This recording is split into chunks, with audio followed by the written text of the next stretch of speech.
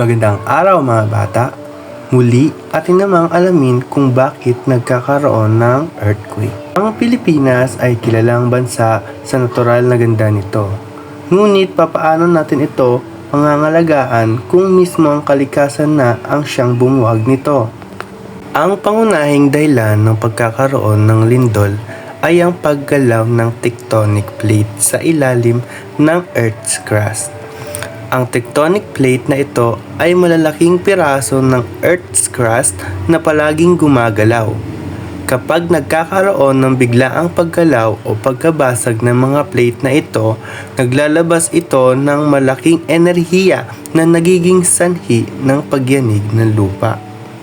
Ang paggalaw na ito ay maaaring dulot ng iba't ibang mga kadahilanan, tulad ng pagbabago ng temperatura sa ilalim ng Earth. Ang init mula sa Earth's core ay nagiging sanhi ng paggalaw ng mga magma sa mantle na maaaring itulak ang tectonic plate. Sunod ay ang gravity. Ang gravity ng Earth ay nakaka-impluwensya sa paggalaw ng mga plate, lalo na sa mga lugar na may malalaking pagkakaiba sa density ng mga bato. Isa rin sa dahilan ay ang pagbabago ng pressure sa ilalim ng Earth. Ang pagbabago ng pressure sa ilalim ng Earth ay maaaring magdulot ng paggalaw ng mga plate, lalo na sa mga lugar na may malalaking akumulasyon ng stress.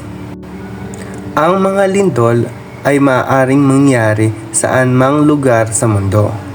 Ngunit, mas madalas itong nangyayari sa mga lugar na malapit sa mga fault line o mga lugar kung saan nagtatagpo ang dalawa o higit pang tectonic plate. Maraming salamat sa pakikinig. Hanggang sa muli. Paalam!